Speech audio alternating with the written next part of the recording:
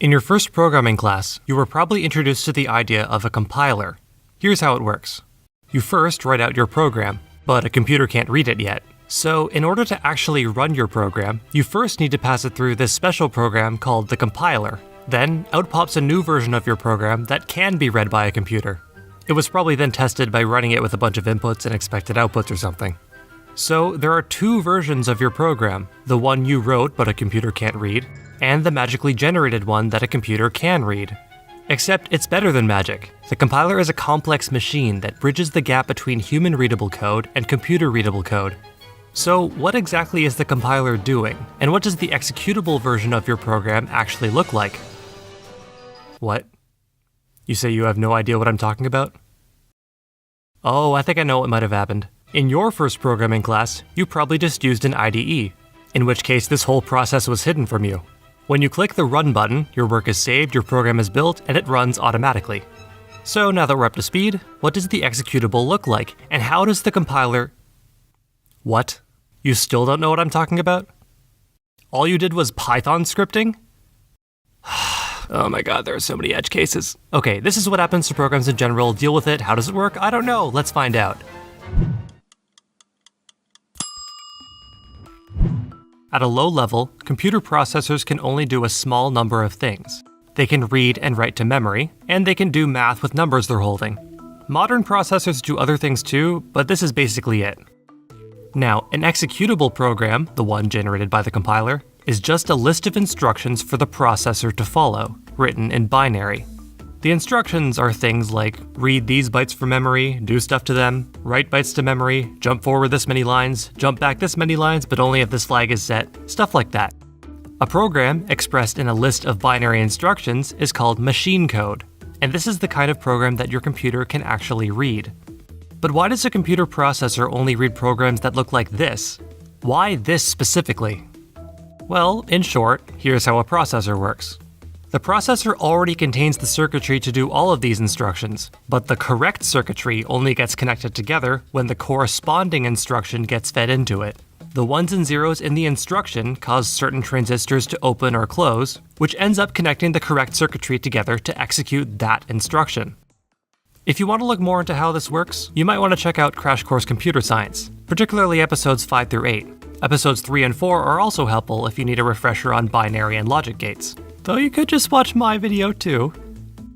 And for the record, Crash Course isn't paying me to recommend them, I just really like this series. But in short, just know that executable programs look like this. But when you first learned to program, you didn't need to know anything about these complicated machine code things like memory management, operations on bytes, or conditional jumps. Programming was about variables and if statements and loops and functions. Well, these things are just higher level constructs that make it easier for humans to think about programming.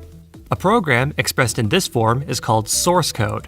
It's the version of a program that a human understands, and thus the version that most humans actually write code in.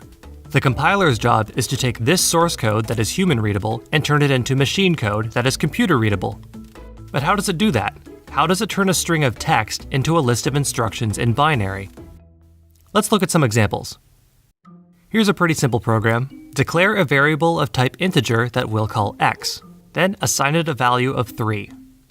For now, this program only exists as source code. I know it looks like it has some kind of structure, but for the computer, it's just a meaningless sequence of characters. It's just text. And I know this program doesn't really do anything useful, but we're starting simple. Let's pass this source code into the compiler and see what it does. The compiler first divides the text up into individual tokens. It's kind of like the compiler is figuring out what the words are in this program. Then the tokens are organized into a hierarchical structure known as a parse tree, which is like figuring out what the grammar is in this program, the structure. Then, the compiler records context about the program, including variable and function names. This is the stuff that a computer needs to keep track of in different parts of the program. In our case, the only context we need is the variable x. Oh, and the main function too, but that's less important for us. The final step is to traverse the tree and figure out some machine code that would effectively do the same thing as this particular source code. I just want to clarify that, typically, compilers don't go directly from the parse tree to the machine code. There's usually a few intermediate steps that we're going to skip over. This is what the machine instructions look like in binary. It's a little hard to read and interpret, so let's shorten it by writing it in hexadecimal. Actually, it's still a pain to read. Let's write it out as assembly code, which is a more human-readable version of machine code. That's better. Now, we're going to ignore this stuff here. Just know that it's responsible for starting and ending the main function, which determines where the program starts and ends. This is the instruction that corresponds to the assignment of the variable x. This instruction says to move the number 3 into this memory location. Let's run the program and see what happens. And as we'd expect, the number 3 got put into that memory location.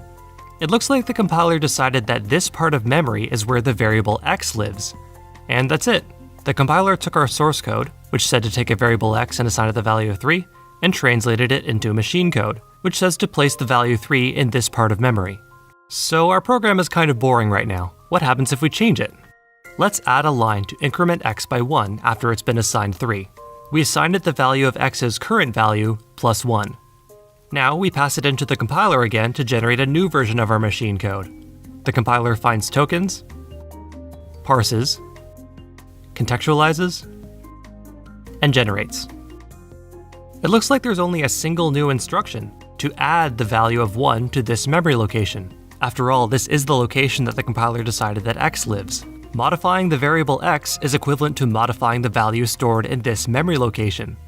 Let's run it. The value 3 appears in that memory location designated for the variable x, and then the value becomes 4. Now, so far, we've seen how variable assignments and simple mathematical operations get translated. But it's not so simple for if statements, loops, and functions. There are no machine instructions that are direct equivalents. Instead, we need to emulate their behavior with instructions that do exist. Let's start with an if statement. In an if statement, we only execute the code in this block if this condition is true. If the condition is false, we skip over this code. In assembly, the code inside the block gets translated normally, but before it, we have some instructions for evaluating the condition, and then we have a conditional jump instruction. In this case, to jump past the block we want to skip, but only if we're supposed to skip it. The processor knows whether or not we're supposed to take this jump based on the result of the previous instruction. That instruction temporarily set some flags in the processor so we could remember the result by the time we got to this conditional jump to skip over this block.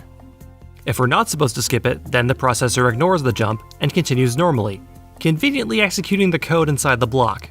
Notice that these machine instructions are effectively doing the same thing as our if statement? Let's see how jumps can emulate other source code behavior. There's the if-else statement. Only execute this block if the condition is true. Otherwise, execute this block. In assembly, we have the code in the first block and the code in the second block. Before the first block, we have a comparison and conditional jump, like what we had earlier. In between the blocks, we have a regular non-conditional jump instruction. This is so that execution skips the second block if it just finished the first one, which is kind of how the if-else statement works if you think about it. Then there's the while loop. Only execute this block if this condition is true, and keep executing it over and over again until it's not true anymore. In assembly, we have the block's code, the instructions to evaluate the condition, and the jumps emulating the loop. Functions are a little more complicated. Basically, functions encapsulate a code block so that it can be used in multiple parts of a program. Most programmers out there should know that they also isolate context and they can do recursion and stuff. This is what its equivalent assembly code looks like. Let's run it to see what it does. Hitting the function call, we save all context into memory, allocate new space on top of it, execute the function code, which may involve calling more functions, and pop back down once it's done. This makes it possible for functions to call other functions or even themselves. You just push more memory and pop back down when you're done. So that's how compilers work. They take your source code and make machine code. But there's one problem. If you compile your program on one computer and then copy it over to another computer and try to run it, it might not work. If the new computer has a different operating system or has a different processor model, it probably uses different machine instructions. So, if you want your program to be able to run on this new computer, you better be able to compile to that computer's machine code. And if your program's users might run your software on different platforms, unless you're distributing the source, you're gonna need to keep a copy of an executable for every platform you want to run on. Every single one. Some languages like Java sneak around this issue. Instead of machine code, Java gets compiled to an intermediate representation known as bytecode. And then the bytecode can get sent to other computers, where it gets converted to that specific computer's machine code when the program is run via an interpreter. It's a bit of a compromise. You get better portability, though it's less efficient. But regardless, the language you write your code in is compatible with a wide variety of processors and operating systems. Can you imagine what it was like back in the day when computer programming meant putting assembly or even machine code onto punch cards? Not only would you need to figure out the correct holes to punch for each instruction, you wouldn't even be able to use your program on a different computer model because the other model expected you to punch different holes. Things are a little nicer these days. You just write a program, compile it, and test it with inputs and outputs. If only it were that simple. All thanks to the people who wrote the special program, the compiler. But remember that the compiler is a program itself. If people use compilers to develop programs, how was the compiler developed? Well, it was probably written and compiled in another language, or even the same language, compiling a compiler with a previous version of itself. If we follow this chain backwards, at some point, we reach the origins of development tools, programs written directly in machine code that help you write other programs, literally automating part of the process of creating automation. The history of computer languages is pretty complex. No wonder it took decades to get where we are now. Remember that the next time you're writing code.